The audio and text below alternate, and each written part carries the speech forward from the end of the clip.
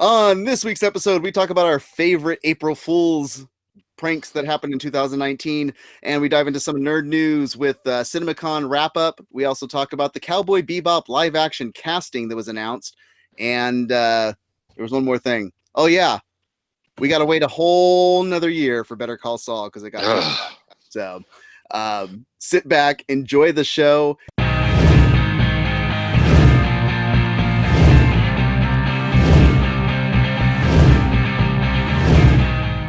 Hello to all the Geek Enthusiasts and Nerd Aficionados. It is I, S03E14, here for another All Things Nerd podcast. This is Season 3, Episode 14. We got 4 episodes to go till we hit 100, so hopefully you guys come back in 4 weeks and join us for that, or come back every single week here on Twitch, twitch.tv/Malice Corp, every Friday, 8 p.m. Pacific Standard Time.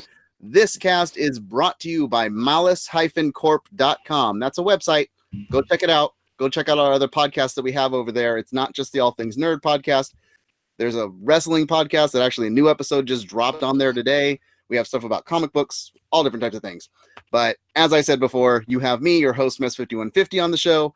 Along with me, we have some other Geek Enthusiasts and Nerd Aficionados here as well. After being gone for a week, she is back. We have Super Hoovian Freak on the show. How are you? I survived. You don't sound like you did. I know. Yeah, my voice is like almost gone. I've been in bed like literally all week. I think I figured out how it works. The more fun you have, the more you get smacked down by sickness when you come back. No, it's called a con flu. Anytime you go to a convention and you mingle and you talk I had a little bit last year. Like I had a little bit of a cold when we came back from Comic-Con. I had a little cold. I was not laid up in bed with a fever for a whole week. It was insane. But the con was insane. It was so much fun. Well, Comic-Con has a higher echelon of comic book fan, and you were going to and to be fair, you're also outside a lot more at Comic-Con than you are in the, smoke-encrusted air of the Rio Hotel. That's true. That's true. Vegas. God bless Vegas. Yeah. I call the air filters. We have Jack Malice, our producer, in the chat room. We also have Polyfuse joining us back in the chat room, and a Bearded Master is in the chat room, coming to us from New York because he is out there for WrestleMania and NXT's takeover that he was at a viewing party for tonight. So, you guys should be tuning in to Malice Corp or Malice Smack Talk on Twitter to see everything he has to post if you like the wrestling, as we call it. And Red Meat Paw also joins us in the cast. How's the paw? Hello. Also back on the cast this week after not having him last week, Masonic Vader rejoins us. How are you, sir? I am doing well, sir. Another week of nerdiness and a little extra special nerdiness because of WrestleMania. Cheers. Nice. And Nick is back with us again. We didn't miss him for a week because he was here last week, but what's up, sir? Yeah, it's going pretty well. Had a hectic week at work, so I'm happy for the weekend. Polyfuse says Comic-Con has a higher class of sick people, so it's, they're just bringing a different sickness. They're down with the sickness at Comic-Con. Down with the sickness. And then lastly, on the cast, we welcomed him back last week after 2 years. Ron didn't get to skip out on us for 2 years this time. He's back again. How are you? Nope, I'm stuck, man. Can't go. I'm fantastic. Good. And that's who you have on the cast tonight. So we like to usually open up this cast with talking about what we've been geeking out on, but we're flipping it on its end this time. The Geek Out is going to be the April Fool's edition, and what we geeked out on for what happened during April Fool's being our favorite jokes or our least favorite jokes that were just terribly done.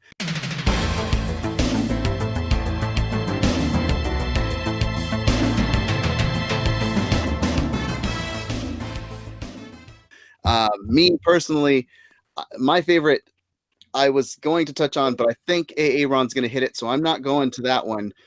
I'm going to talk about, I was looking up stuff for the Walking Dead podcast, and somebody got me, and they got me good, because as I was looking for news, there was a headline about Daryl going over to Fear the Walking Dead And with people, I actually went and looked at it, and it's like, to get the rest of the article, like most of the websites I go to, it says click to continue the rest of the article, which took me to getting rickrolled on YouTube. So thanks, guys, whoever did that.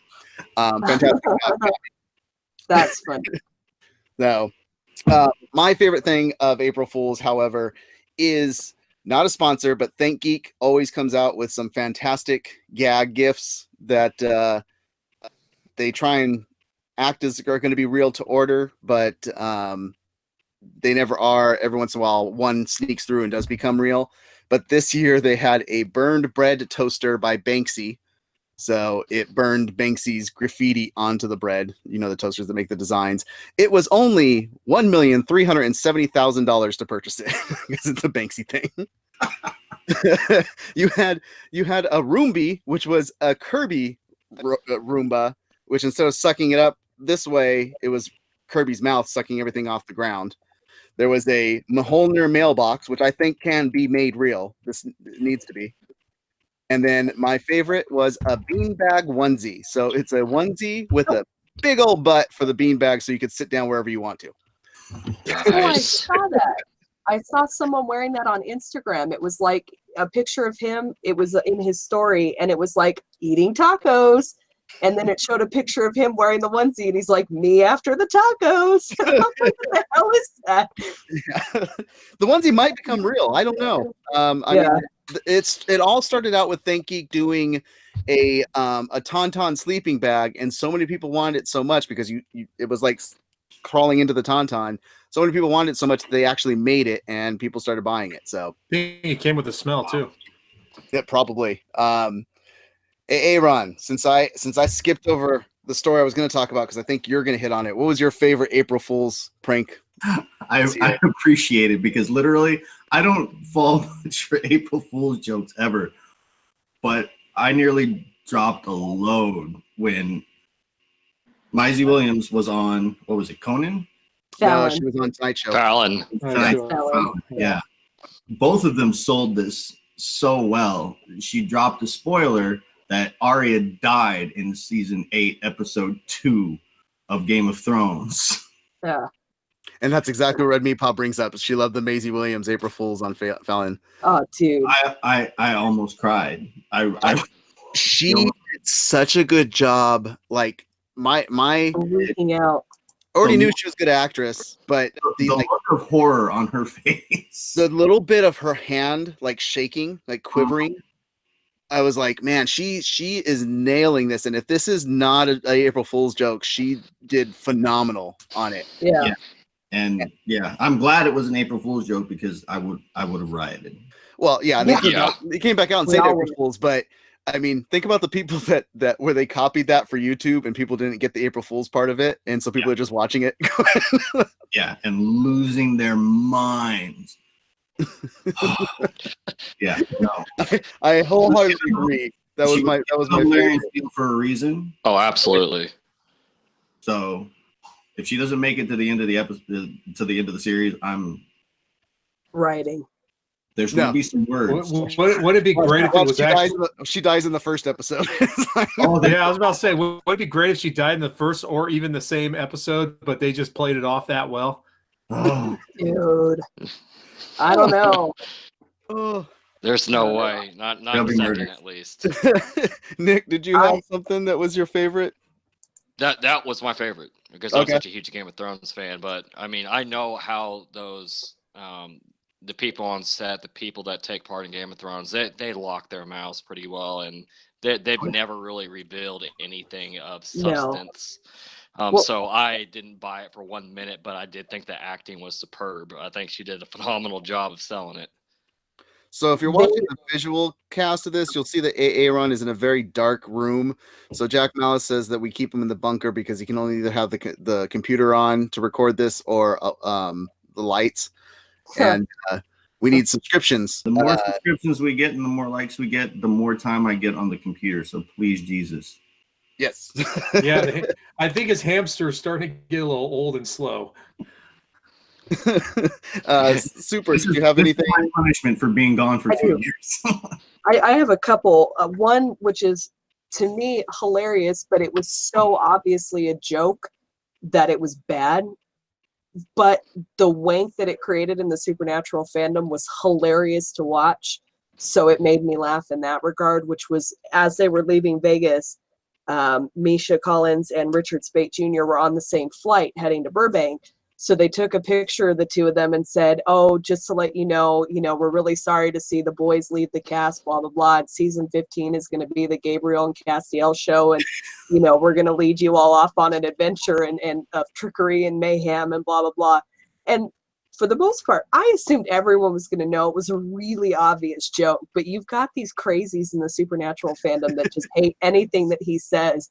And they took it and they ran with it. And they just started, going crazy on Twitter, and it was so funny to watch that it was both my favorite and my least favorite.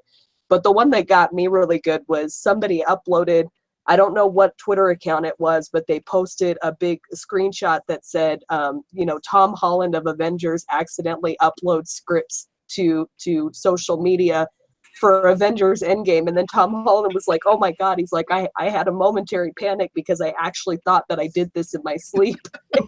And I had to go check. So someone got Tom Holland really good, and that made me laugh really hard.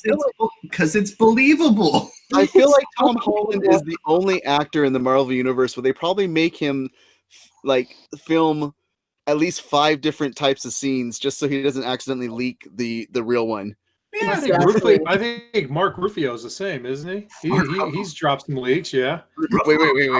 The Rufio? Ruffalo. Yeah, Are you Rufio. thinking about Peter Pan? Rufio. Rufio.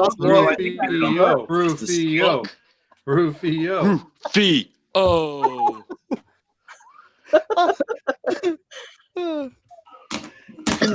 You're welcome, by the way. You're welcome. Just think happy thoughts.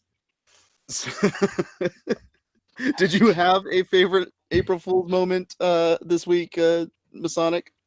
You know what? The Game of Thrones one got me initially, and it was only because, as you guys are well aware, I'm a little behind everyone else, and I've gotten binged up to season 4.3, I think, or 4.4. I'm trying to get through this so I could try to catch up by next week. So that was good. But then I knew that once someone picked it, I was like, all right, I'm going to scour and find something. And I totally found something just off to the side. I posted in the chat room earlier. It was a April Fool's prank on a dog, on a husky. Put 2 big bowls of food in there, and one was just regular dog food, and the other one had huge chicken legs or whatever in there. And they were like, all right, pick which one you want. The dog picked the one with the chicken legs and everything on it, and they're like, all right, cool, push it forward. And it took the cover off. That was a fake picture of it, and there was just dog food, and the dog was looking at it, and there's one like this, just eyeballed them. That was awesome. That was just that made me laugh. That was it. That was excellent. That's only Masonic Vader that talks about cruelty to animals. None of us believe in that at all. Wow. No. Really? There was another one, cruelty to husbands. Oh yeah. Wife saved every single Amazon Prime package that she got for the entire past year and put them all together empty and stacked them outside of her house so that when her husband came home, he had a heart attack. Thought she had ordered the entire website. Yeah. Pretty beautiful. Which, if she had, I wish that she would have actually gone to our website, to malice-corp.com, because this is a plug, but Plug. Yeah, shameless plug. But if you head over there and if you're going to be purchasing something from Amazon, there's links to Amazon. So if you go through our website first, anything you purchase, you still get it. And it doesn't cost you anything extra. But once again, you help support these nerds and geeks with website costs so that we can keep running this stuff. So thank you for that. Lastly, is that everybody? I think that's everybody. I think so. For their favorite. I have to talk about one April Fool's joke that I thought failed horrendously. If you guys have one, let us know. But I really, really annoyed because I'm annoyed with this man as it is. Tom Brady's April Fool's joke was just sad and pathetic. It was him going on Twitter, and for his very first tweet, it was, "I'm retiring from football, and in my spare time, I will be tweeting." And it's just... that's not how you're going to announce something. It didn't pull the wool over anybody's eyes. It was sad. Dumbass. Dumbass. Sorry. Yeah, I mean, Sorry, he coughing. could have maybe pulled it off if he didn't put in my spare time I will be tweeting. Exactly. Yeah. If he just if he just put it, I'll be retiring from football. People probably would have taken it a little bit more seriously. They would have been like, "Oh, Yeah. Tom Brady's Yeah, and retiring." then like If, maybe come even if back you would with- have came out with, and after my big man's not going to be there, Gronk, I can't continue going. I'm going to have to retire. You know, something to and sell it a little bit. I might have bought sell that it a one. little bit. Yeah, I would have been Yep. like, you know what? Yeah, I could see that, the dynamic duo going out together, I mean, riding he's out 40. to the sunset. He's Hopefully, going to be they'll win the 42. league He on. needs to retire. That's Yeah. what makes a great April Fool's joke is you sell it a little bit first and then you come in, not Yeah. get the punchline right at the beginning to let Yeah. everybody know. You know, so But you know, that's Tom Brady for you. yeah. But now he's on Twitter, so if I'm sure he's got thousands of Ooh, followers yay. already. So awesome Just job. what I wanted on my Twitter feed. Hey, we already More got Tom involved in a Brady. conversation involving him because he's on Twitter, so it all works. So Yeah. with Misha. Yeah. So let us know what your favorite April Fool's joke of 2019 was. Drop it in the comments below if you're watching this on YouTube. If you're listening to this on Stitcher or iTunes or anywhere that we podcast, make sure to drop a review and leave a comment about what was your favorite stuff. And welcome Ruru too back into the chat room as well. So with that, that's our Geek Out April Fool's edition. Now we move on to what we're really here for. We are here for the Nerd News.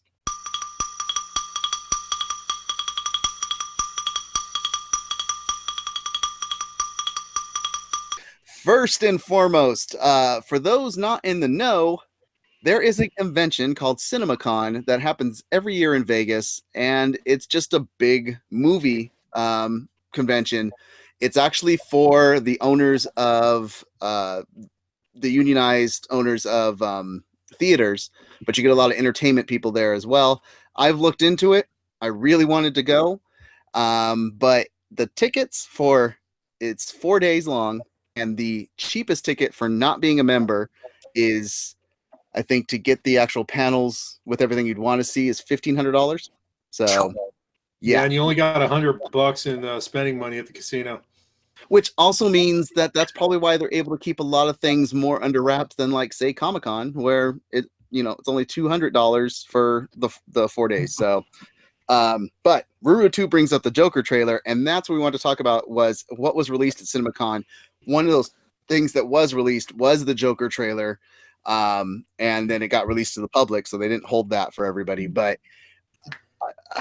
I want thoughts. Well, first of all, you watched it, Super? I did. Okay. I did. I rewatched it again just before this cast. You gotta do what we always do. You gotta tell Yeah. us what happens in the trailer. So explain it to us, to the people. You know, to be honest, this was actually a really good trailer because you don't see a lot of what happens. I don't think it gives away a lot of the story. I legit got creeped out though. My first thought by watching the end of the trailer was Joaquin Phoenix is back.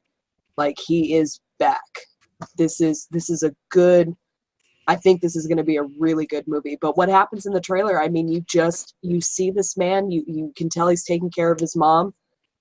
He seems very attached to her. He's taking care of her. They're dancing together, and his mom has put him on this path of, you need to make people laugh. You've got this gift, go out and do it. And instead he gets the crap kicked out of him, like literally just beat down, More than because he's a clown, he's dressing like a clown. And I don't know. I got chills from it though. I thought it looked really good. What everybody else think on the trailer? Oh my God. The body horror, the Scorsese of it, just Joaquin Phoenix. I don't know if you guys saw last year, he was in a movie called You Were Never Really Here. I heard of the movie, but I didn't see it. It was not publicized very much. I bought it on Amazon Prime, and it was one of the most singular performances I have ever seen anyone do. And it was just brilliant. And just from this trailer, I feel like he's improved his craft from that point. Seeing him embody the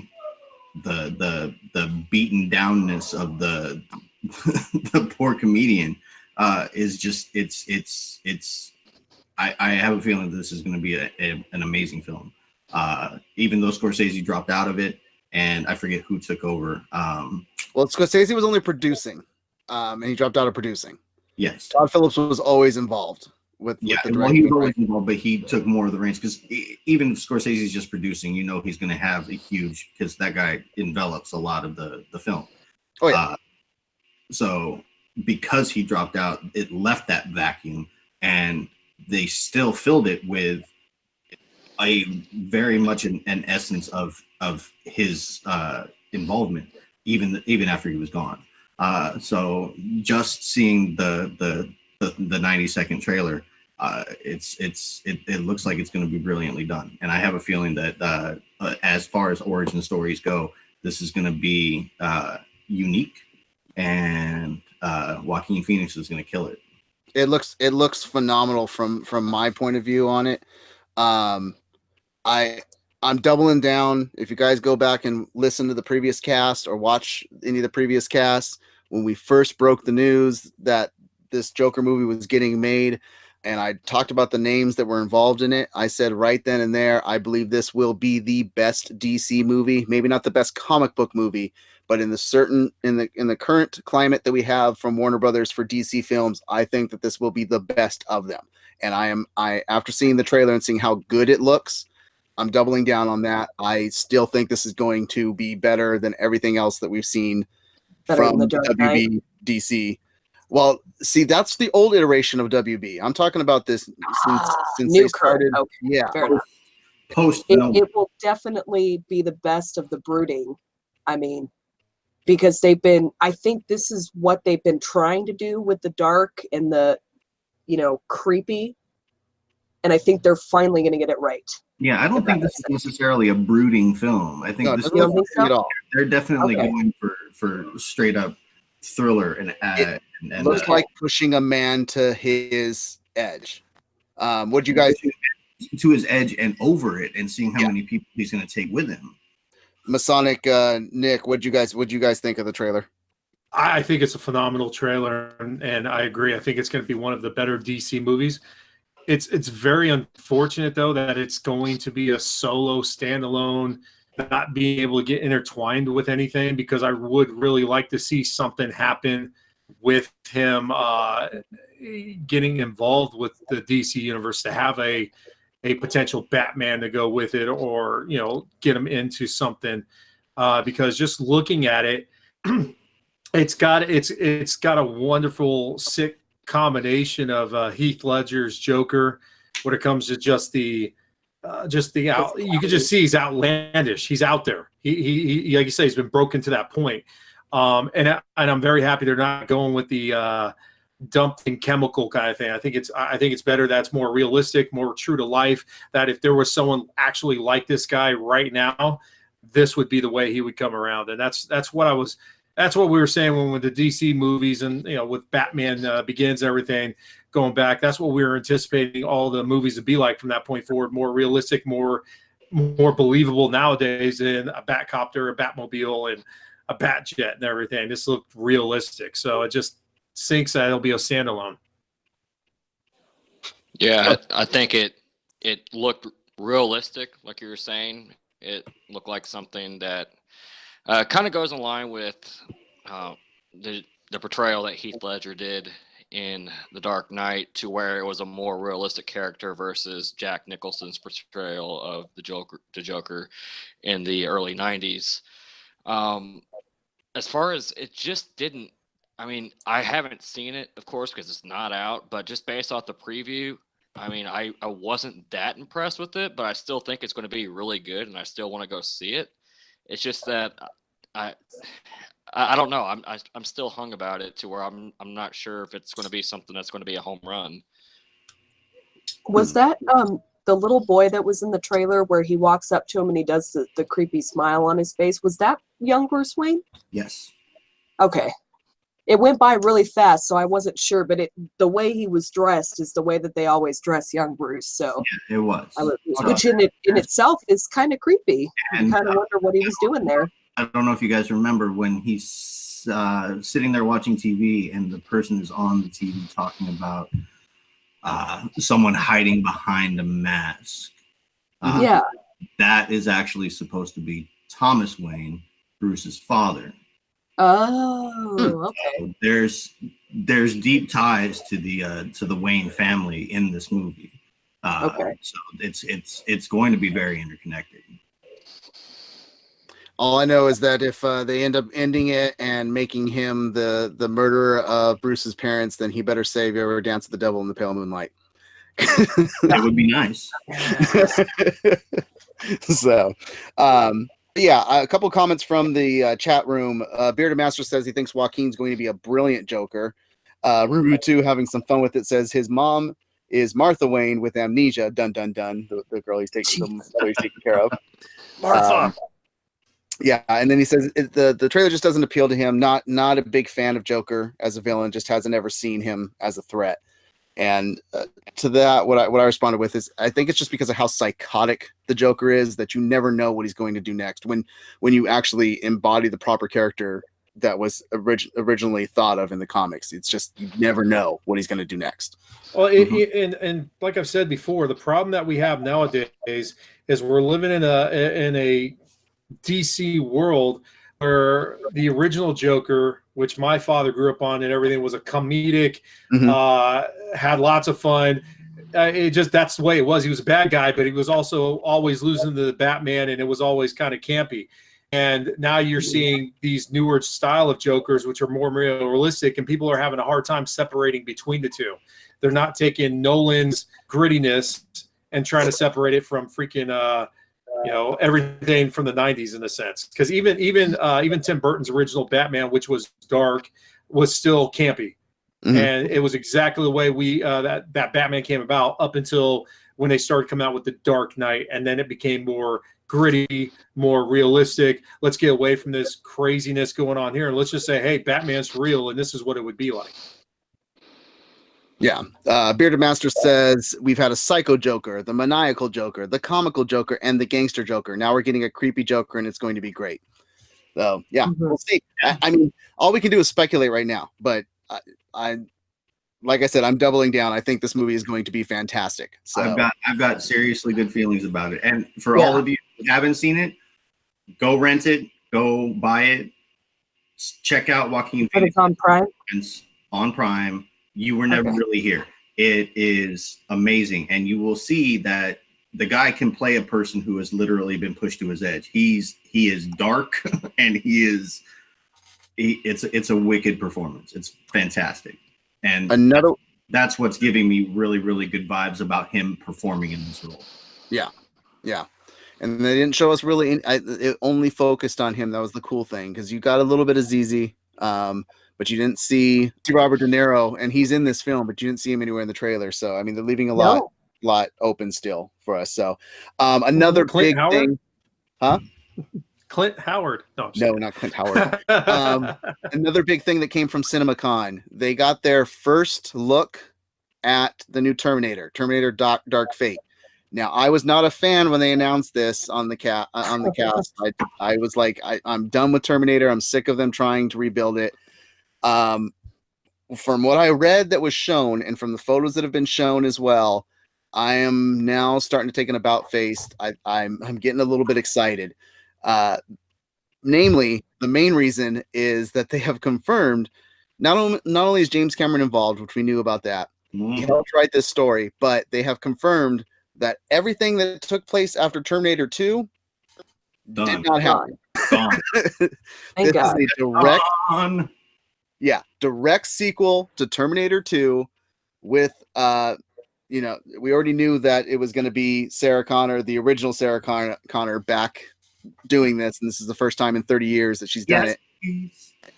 Yeah, she went a little crazy, didn't she? A little bit. Yeah, but Flashpoint, huh? That actress, I forget what her name is. It's Linda Hamilton. Yeah. They showed a picture of a grizzled Arnold Schwarzenegger with a beard, a scar on. He's playing the T-800 again. Linda Hamilton. Cyborg's age. Yeah, Well, it's because gotta be the skin. It's real skin. So it's yeah, got to they be do a it. new one because at the end of Terminator 2, I think he went into this hot vein of Yep. steel metal. Yeah. Yep. So it would have to be a new one. But yeah, so they gave us the photos. But a couple of things that I wanted to mention that came out from from the actual panel that they talked about. They talked about some of the scenes that was shown footage wise that hasn't been released yet. But Hamilton's comment is the one I really wanted to get to, and it says, she said, "It has been nearly 30 years since I last stepped into the shoes of Sarah Connor, a character who definitely changed my life, and only a script, a story, a director like this could bring me back into this world. A perfect confluence of events, once in a lifetime or maybe twice, an event comes along that you cannot turn away from, and for me, this is that moment." So, sounds awesome for the reasoning that she came back. Where was Stallone? So Dante's Peak wasn't her crowning achievement? No. No. No. I thought that was Beauty and the Beast, but you know. The other thing was that Schwarzenegger said that he was thrilled to reunite with Hamilton and Cameron, adding that the original 1984 Terminator changed my life. He signed on after Cameron pitched him the story that they were on when they were on a motorcycle ride together, something they apparently do often. Now, when I heard this, what a charmed life he must lead. What do you guys visualize first when you hear that him and James Cameron go on motorcycle rides together?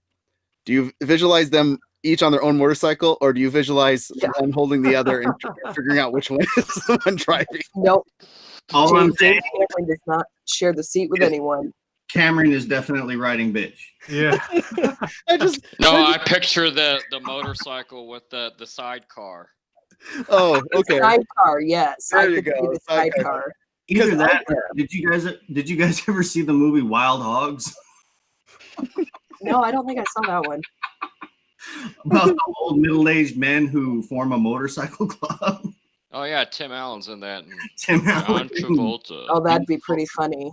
Oh man, that's funny. Wearing leather jackets with blue diamonds on the back. Exactly.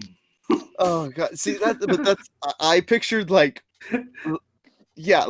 Cameron driving the motorcycle, and then like Arnold holding behind, or vice versa, so that Cameron could like be whispering into or yelling into Schwarzenegger's ear while they're riding his pitch. And then the Titanic music starts playing. That would be awesome. That'd be pretty funny. And he lets go of the go on. Well, they've got a good director for it, so it does have a chance. It does stand a solid chance of being pretty good. Jack says he sees Arnold on a hog and Cameron on a Vespa riding together. That'd be pretty funny. Gotta leave it in a low gear. Well, thank goodness they did it now, because in another 5 or 10 years, they'd be in a freaking hallway with wheelchairs. Right? I know. Well, this is the scene we got, and let me know what you guys think. So the footage that hasn't been released, you have Davis, who's the new Terminator, and she arrives naked in Mexico City because Terminators have to go through naked, falling from a bridge and taking out a whole crew of police officers. Then you have another clip of her and Reyes characters as they were cornered by Luna's other new T-1000 style Terminator, which they explained has the ability to split into two, so you have fighting two Terminators at once. That's interesting. Davis and Reyes prepare to fight for their lives. Hamilton Sarah Connor rolls up in a car, taking down the twin Terminators with a massive machine gun and a bazooka. She walks away from a stunned Davis and Reyes, and she tells them, "I'll be back." So that's what they showed. That's what they showed everybody. My main beef with this is, I mean, I love Terminator. I've watched the original and Terminator 2 probably like 50 times each. But I just have a hard time with, like, what is Arnold, like 70? I mean, he's older than my dad. I mean, I just don't see, like, how, that's not intimidating. That's not, like, it's a 70-year-old cyborg. I mean, but he's not the bad guy. That's the thing. He's not the bad guy, but I mean, how do you expect that to be someone to be like the savior? It's like, I have my back. You know what I mean? I don't know. He's still twice as big as me. He's a big brand still. body. I mean, have you seen it? Have you seen the gut he's had in the past? Like, I don't know how in shape he is now, but he's because not in shape like he was back then. Well, heaven Yeah, forbid it's true. the body actually does break down over time, you know. But that's the I thing know, with this I know. one. In all honesty, it wasn't him that was the savior even in Terminator 2. It was Sarah Connor. She trained and trained and trained to become what she became and then end up in a nut house because of it. So them continuing the story, it's going to be that version of Sarah Connor. It's not going to be somebody trying to portray Linda Hamilton's version and somebody writing this script that doesn't have Cameron's. I mean, remember, Cameron wrote both the first two movies, directed both the movies, actually did the designs, because the art when he's drawing Rose, when Jack's drawing Rose and Terminator, that's Cameron actually doing that drawing. The guy's a phenomenal artist. Yes, So he actually drew the designs for what the Terminator looked like and everything. So this is getting the main wheelhouse, that brain that created the first two movies, back in this with the original people that he had thought of for this, and that's why I'm getting a little bit more excited with it. Yeah, I'm excited. Oh, I mean, I'm not denying it. This is exciting because I'm a big Terminator fan. It's just that, I mean, is Edward Furlong going to be in this? No. No, I mean, he's I know still that. in jail. I know that he's had a drug problem. As long as there's He's no still in big jail. blue avatars, that's all I care about. Like the preset for Avatar. No Navi. No Navi. No, but I've been dying to see this ever since I heard that Linda Hamilton was coming back to reprise the role of Sarah Connor. Because when she left and they replaced, and they did Terminator 3 and Terminator Genesis and all that, she was really, really missed. And they did the Sarah Connor Chronicles with Lena Headey, and just seeing that role filled again was phenomenal for me. My problem with when they first announced her was, she had an issue. She had some craziness go on and stuff. So my concern with it when they first announced her coming back was that it was like, oh, she just needs a paycheck somewhere. Now that I'm actually seeing some fruition of what they're doing and what they're looking at and how involved Cameron is, that's where it's like, okay, you had to give me a payout, some type of payout first. So I can understand that. And honestly, I think that some of the most legendary people in Hollywood have done some of their best work when they were absolutely bananas. I mean, you look at friggin' what's his name? Played the Godfather. Marlon Brando in Kubrick's film in Vietnam when he played the colonel. He was literally out of his brain at that point. But the role that he played was always out of his brain. Yeah, he was always a weird dude. There was levels to how out of it he was. He wanted the version of him as Kal-El's dad to be a suitcase, and he would just voice over it. Yeah, like, they don't know what cartoons actually look like. That's another level. But you see, back in Streetcar Named Desire, he wasn't nearly that bananas yet. No. But that being said, when I heard that Linda Hamilton, regardless of her mental state at the time, I think I was, all I could think was, oh my God, Sarah Connor's back. It's about damn time. You know what? Think of it like this, though, too. Weren't they married at one point or another, and they had an ugly divorce that came out of it? So obviously there was something that came around that was positive enough to get these guys working together. So obviously, I mean, that's what kind of sealed it for me. That is when I realized that Cameron was doing everything and that he got her back on. Well, it must be something special because these guys had an ugly divorce, and that was one of the reasons why we didn't get to see as many. Wow, that dog is angry too, man. Angry dogs tonight, guys. That's the reason why we didn't get to see all the other Terminators we did want to see when Arnold was still rocking around, and we could have had a successful number of movies from it. Well, no, it was also that Cameron was just pissed off at 20th Century Fox because they literally took the rights, and it was he created it, but in contract he didn't have it that it was his property, so he had no control. So he was pissed at them. So anytime that they tried to make another Terminator, somebody would reach out to him and he would not give his blessing on it because he's like, no, that's not so this is that the fact that he's actually involved in this is a huge thing. Ruru brings up that James Cameron also wrote Alita Battle Angel. The story was pretty generic. It had some nice battle sequences, but wasn't all that good. And the response to that from me is that that was an adaptation of a story. Cameron's always strongest when he's doing his own content or something that he has a passion for. Absolutely. That Avatar was huge, amount of money made, but I still think it's not a great film. It was basically a science fiction version of Pocahontas. It was just him adapting a different story. It was a snooze fest. Yeah, you got to think about it on the converse too, because the story was generic, but the level of technical brilliance that he brought to it to get that movie made, that was where he was putting most of his time. That's why the story was so bland, because the 3D effects and the CGI that he put into fruition, no one had ever done that before. So it was visually stunning. You have the give and take, but when he's in his element, he's in his element, regardless of whether it's on the technical side or the writing side. And his element has been Terminator 1, Terminator 2, Aliens, because he made Aliens his own. He and even those that hate it, but Titanic, he was in his element during the visual effects that were done with it. So I thought Titanic was good. I like the Titanic. Even the writing was fairly strong in it. Yeah, me and my wife had this all the time. I like the movie. I thought it was a good movie. Yeah. So, and The Abyss, yes, fantastic. Oh God, thank you for bringing that up. I love that movie so much. Yeah, another one where he showed. It's unfortunately very dated, but I love that movie so much. Dude, even the CGI in that for the 1980s, oh my God. Yeah, it was amazing what he brought to the table on that. James Cameron.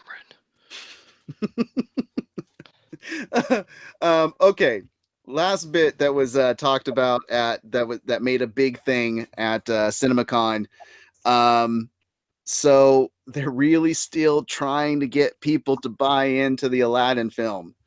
They gave us a teaser of the genie, and everybody hated it. Then they gave us a full trailer, and some people came around. I saw the trailer, and I was like, this looks actually a lot better. What they showed at CinemaCon was Will Smith as the genie singing "Never Had a Friend Like Me," and he raps in it, of course, because it's Will Smith. And it was a bit of mixed reviews to it. I'm going to bring up some of the. Will Smith is supposed to be the genie in this. He is the genie, yeah. No. You haven't seen any of that yet? No, that's a no-go for me. I don't even have to see it. That's a no. Here's some of the tweets. Based on the Disney #CinemaCon footage of Aladdin musical, comedy does not come naturally to Guy Ritchie. Got to look at the full musical number from Aladdin when Aladdin first releases the genie in the cave. Really energetic, a full visual flair, looks fun. So it's really mixed with what people said here. The Never Had a Friend Like Me sequence was just shown from Aladdin, which looked good. I'm there for Will Smith's genie. New look at Aladdin includes full performance of Friend Like Me, including Will Smith briefly beatboxing. I'm going to be honest, it is a pure nightmare fuel. It just looks unnatural. The audience liked it though, wishful thinking, I guess. And lastly, we had, wow, the updated Aladdin footage from CinemaCon is so much stronger than the earlier BTS stuff. Proves that post and VFX is everything on live action adaptions, had more personality than effects heavy, be our guest number, which was flat in hindsight. So a lot of mix on it.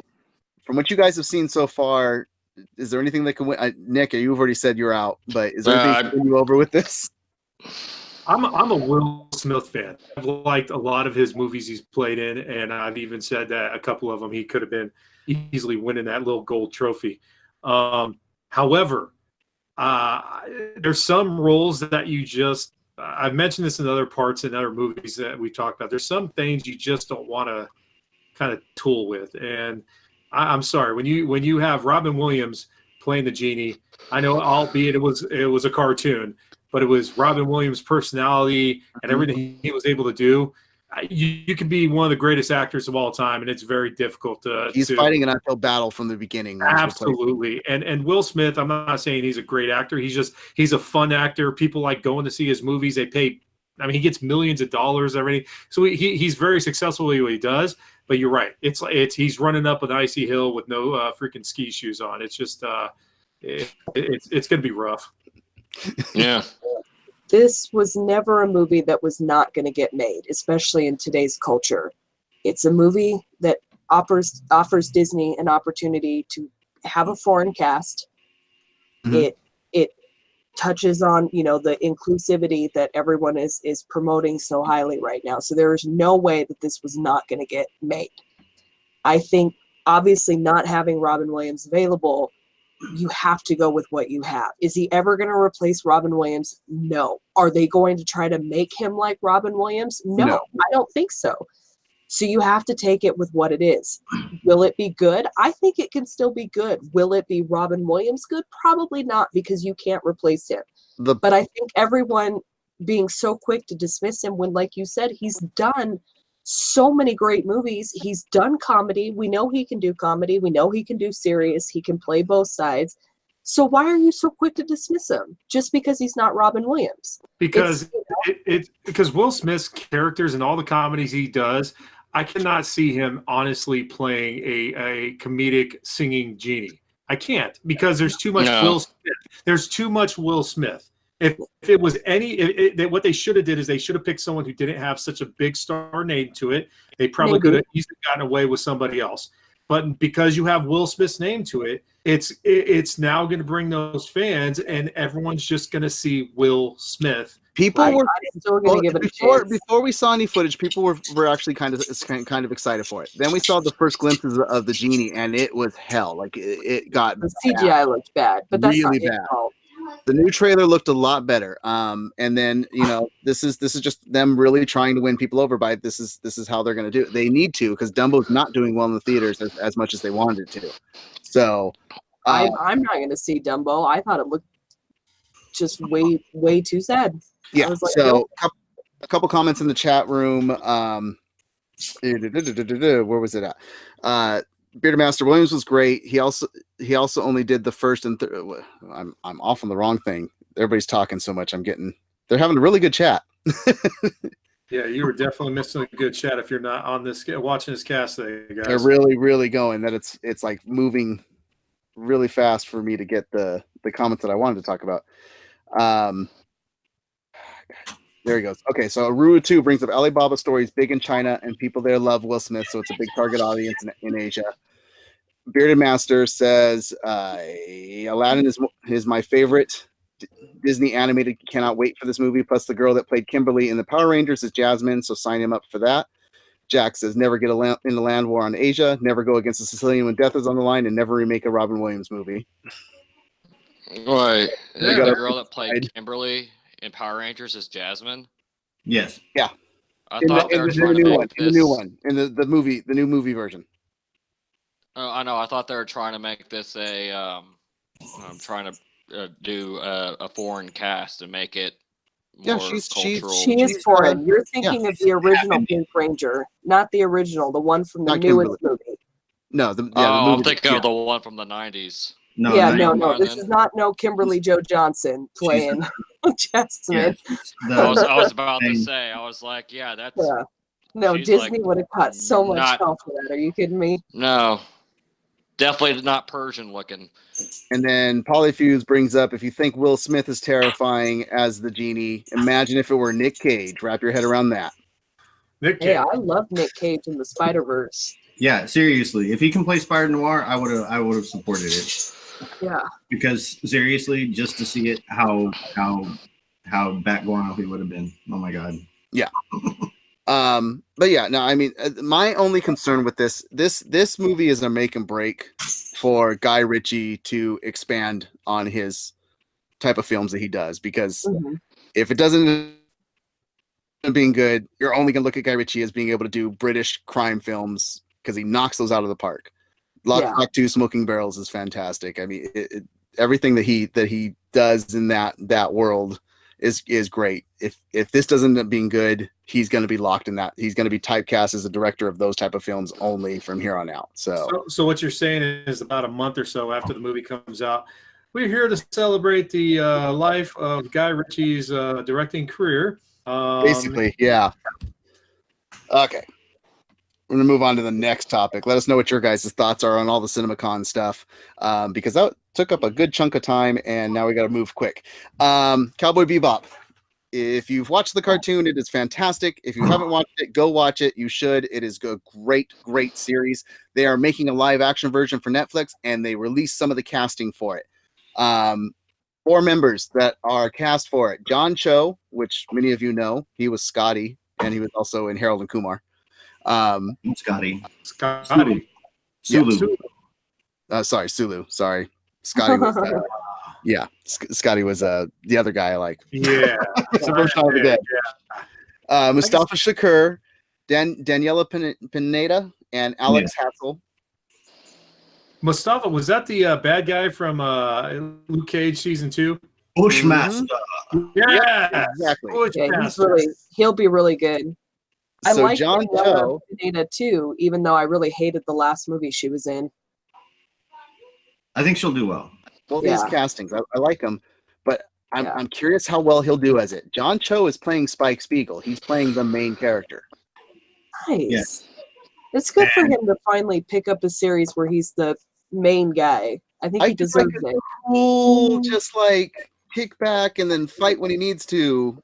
Character, I just don't see that from John Cho, but it'd be really interesting. Yeah. I think Okay, pulled off the Star Trek.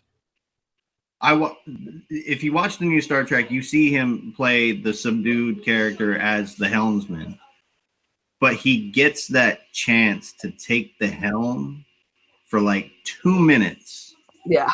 and completely blows it out of the park. I mean, to the point where the writing literally said, "Never mess with Sulu." Yeah. Or the fighting scene he actually pulled off too. That was actually entertaining fighting scene with him and Kirk on top of the drill. Exactly, and I think he's going to do well. I think it's a really good casting choice. Yeah, Red Meatball says we just saw John Cho fight in the first Star Trek movie, so Well, I really liked him. I don't know how many of you guys watched the TV series Sleepy Hollow. Yeah. Yes. I loved him in Sleepy Hollow. I thought he was What character did he amazing. play in Sleepy Hollow? I don't remember. He played, what was it, her partner originally, the one that died initially by the headsman. Yeah. And then he kept coming back. He was like stalking Abby. Oh yeah, I remember now. He was under the headsman's bidding. He was really good in that. So I think he always liked can do him. it. Yeah. Shakir will play Jet Black, one of the few honest cops in the solar system. I like this portrayal. So, and yes, he was in Netflix in Luke Cage. Pineda is playing Faye Valentine. I even like this casting. I like her. She looks good for the role. So her previous credits include Jurassic World: Fallen Kingdom, at The Detour, and Inside Amy Schumer. And then Hassel will play Vicious. Mm-hmm. And he's going to be in Amazon series The Boys, which I'm really excited for. And he was also in season 2 of Genius. So, and Radical Ed will still be in the series. We just don't have a casting for him yet. Yeah, and they haven't answered my most important question. Who is going to play Ein? Yeah, I don't know. Come on. Where's my corgi? Yeah, well, I'm sure it better be a corgi. You better not put like a different animal, a different dog. Hopefully not the angry one in your background, man. He's not happy tonight, you know? Hey, A chihuahua. So, I mean, for those that have watched the show, so you like all this casting, Aaron? Oh, there we go. Say hi, bud. Are you gonna be quiet now? Yeah? Good boy. Yeah, but Rutu is not in for John Cho as Spike. Ah, well. Can't please everyone. No, that's exactly what Red Meatpaw said. Can't please everyone, which you can't. But once the series comes out, that'll be the big factor, is how good the series is. So I'm putting faith in you, Netflix. This is I love Cowboy Bebop too much to not put faith in you. You cannot give me a bad series. Yeah. I think this one will go over better than some of their other live action animes that they've done. I think this one. Yeah, Death Note was horrendous. So, but that was just a movie. This is a series. So this one will go over much better. Well, the last 2 series they put out have been pretty good. The Umbrella team was. Series are always actually really good. They're movies that aren't always the greatest. So yeah, they're hitting their stride, I think. Yeah, Rutu, good point. It's not that it's John Cho being an Asian cast as Spike. It's just tired of seeing Asian leads only get cast as Kung Fu masters, and so I, you know, Just in order to kill everybody. I agree. So, yeah, I really hope he gets the crazy hair because I'd like to see John Cho with that. Like, just Yes. I want to see what that looks like. Speaking of Chuck Norris, do you know that he went to Burger King, ordered a Big Mac, and got one?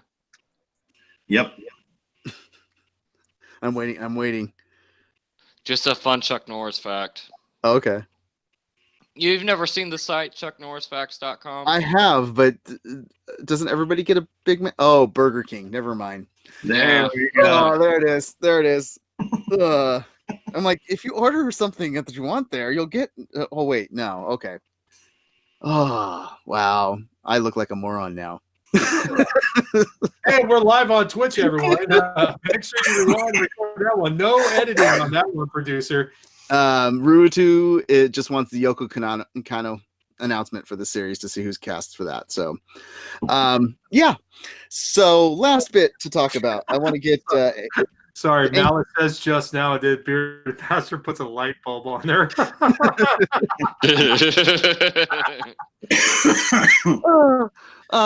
Yeah, so it was announced today that while we've been waiting for the next season of Better Call Saul to come out, that we won't get it this year. They are pushing it all the way back to 2020. Yeah, I mean, I understand when Game of Thrones did it because it was the last season and you wanted to really just come in with something big. I don't believe this is the last season of Better Call Saul. I think they have at least 2 or 3 seasons left to get the story fully caught up. So I'm a little perplexed as it. I'll get to some of the aspects, but I know I wanted Nick on this cast because he's a huge Better Call Saul fan. So I really wanted to see if we could get Angry Texan on here. Angry Texan. Yeah, I have to say that I'm pretty upset. I always look forward to Better Call Saul coming on and having to wait over a year for something that does not require a whole lot of visual effects. None at all. None Nick, at all. Nick, I I hate to cut you off for a second, but right now my impersonation of you being upset is that Darth Vader T-shirt where he's angry, upset, happy. Yep. It's the same face every single time, man. Come on, show something. Come on, get angry. Angry Texan, everybody. Let it flow through Hey, you. I have an angry story after this too that has nothing to do with nerd stuff. Just an angry observation. If you want to see Angry Texan, I'm waiting for it to happen. Oh well, that's going to be kind of after we get done with Better Call Saul. I have an observation that made me angry, and I think it'd be fun to share on this. But I want to talk Better Call Saul first. I think they should go ahead and just give Bob Odenkirk an Emmy for 2019 just because his portrayal of Saul Goodman is spot on. I mean, not that there's been a portrayal of Saul Goodman before, but the way he portrays that character is one of my it's you can't not like him. I mean, I don't know if any of y'all have seen Better Call Saul, but if you haven't, you have to see it. You'll immediately fall in love with it if you're a fan of Breaking Bad. Just it not being on, having to wait a whole entire year not to be able to see how this story unfolds is just. It's a show I'm that disappointed. is constantly leaving question marks with the beginning of the season and the end of the season, and then starts catching you up some, and then leaves a huge question mark where you want to know the next thing to help you get to that next spot of the story. So it's you deal with the wait, but when nobody's had to wait this long yet for another season, and I don't know if it's going to have the impact of people wanting to wait that long. Like people may just be like, I forgot about that show by the time it makes me think that they're going to overthink it now instead of just doing what comes naturally to them when it comes to building the storyline. Now it makes me think they're going to overthink it, and it could come out to be just something that's just underwhelming. And I don't want that to happen. It seems like they've just been such in a good flow, and now they're taking this much time. Well, the reason that they gave for it in the interview where they let it be known, it was AMC Network's Sarah Barnett, who is the former head of BBC America. Go get him. It said that they are preferring to give the writer room more time to develop the next season versus getting a new product out faster. It's driven by talent needs, which we would not override if it would result in a worse show. So, is it a fear that, one, like you said, they overthink it and then they end up ruining what the end of it ends up being, or two, they have something they need to get to start where Breaking Bad started, and they're getting lost and don't know how to get there now, and so they need to take more. Both worry me, because this is a show where, I mean, the guys that created the show are brilliant. Like I would have thought that going into the show, they already knew how it was going to end and how it was going to segue into Breaking Bad. That's what I would think. Like, I think they already knew how they're going to get there, and then they're working their way backwards, kind of thing. If said, it's like they think they're as big as Game of Thrones. Get better writers then. He says, we can't think of anything, so we need a year. I have a question. Do we have it in our budget for special effects that maybe we can turn Nick's face slightly green? Maybe he's trying to Hulk out with that calmness or something. I mean, do something. Nick, you're killing me, man. I want you to fix the screen or something. You should be angry. It's your show, dude. No, I am pretty angry. I just yeah, we can tell. I can actually tell when he's frustrated.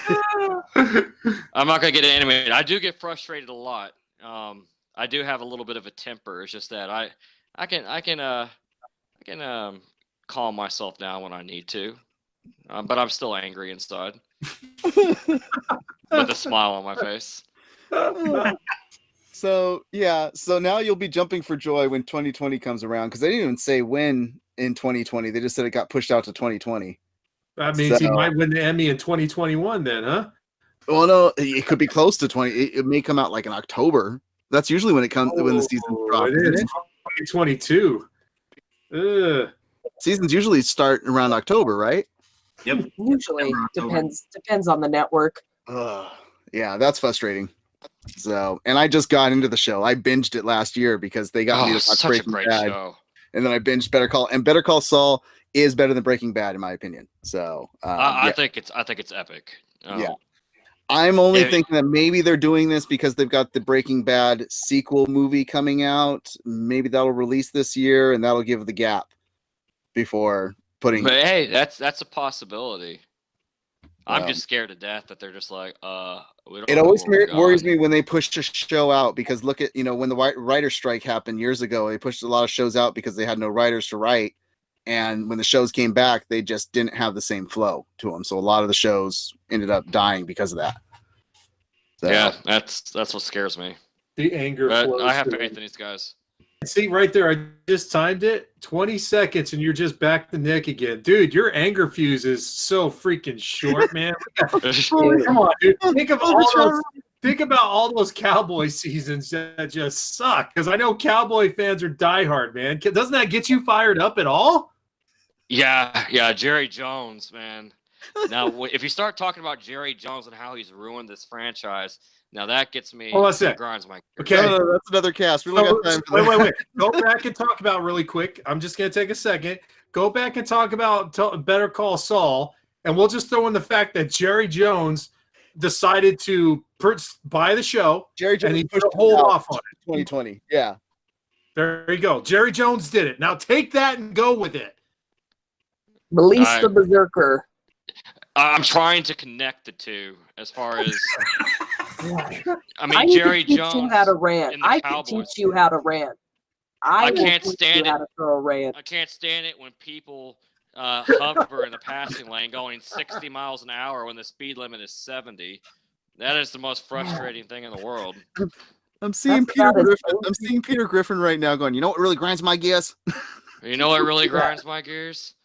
To I see quote, I see like a little speck of green coming on his forehead. That's about it. That's yeah. Oh, the chat room's having so much fun with this too. Jack says that is lukewarm irritation. Yeah. So, yeah.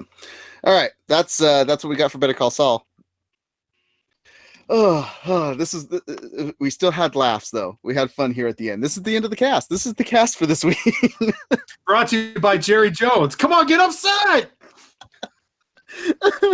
You can't fire his coach. I mean, you really have to. If you want to see me like really he'll push upset, Better Call Saul out a year. you got to record me like right after a Cowboys loss. Oh, damn it. Remember the Alamo. Come on. Yeah, that was way too long ago. Yeah, way too long. Okay, let's talk about where we can follow everybody outside of this cast. And hey, maybe you can talk to Nick and he can let you know how irritated he is.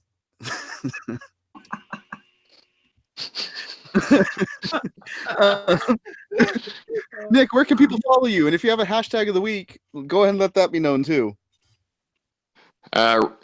Raider0314 on PlayStation Network and Twitter. I guess hashtag lukewarm irritated.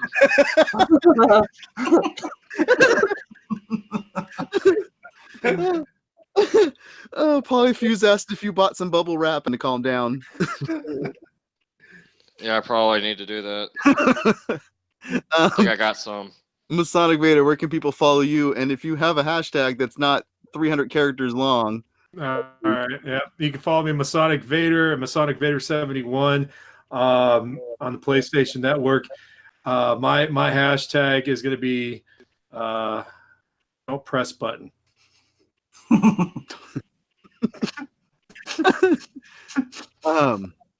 Tell me all the situations that we can get Nick upset with by not pressing the button. We've got hashtag grinds my gears, hashtag sorta mad, hashtag I'm so angry, yawn. What Droopy? Or what the old cartoon, Deputy Dog, or I'm so happy. Super. Where can people follow you? And if you have a hashtag of the week? Yeah, you can follow me at Super Hoovy and Net on Twitter, and then at Super Hoovy and Freak on Instagram. I'm going to be uploading now that I'm actually alive and well and can sit up for more than 15 minutes at a time.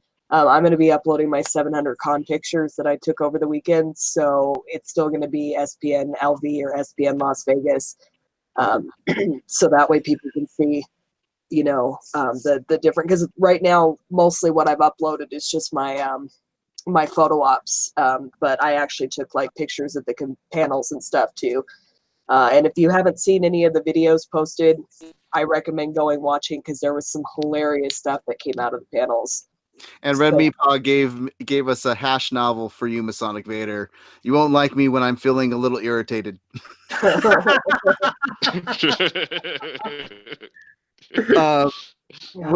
What about you, Aaron? Where can people follow you? And if you have a hashtag of the week to interact with? I'm at DOS Newport Kid on Twitter and on PlayStation Network and Xbox Live. And honestly, the only hashtag that I have is in response to my sister being able to go to Vegas Con without me. Hashtag it should have been me. Hashtag slightly irritated. If you guys want to follow this cast, look us up on Twitter at All Nerd Podcast. If you want to come interact with us anytime, you can look up Malice Corp on the Discord server or head over to Facebook and on the groups. So facebook.com/groups podcast there, chit chat with us, drop in other news articles that you liked, things, memes, have fun. If there's something that irritates you, drop it over there. Slightly irritates you, slightly. If you want to know what really irritates me, Baker Mayfield.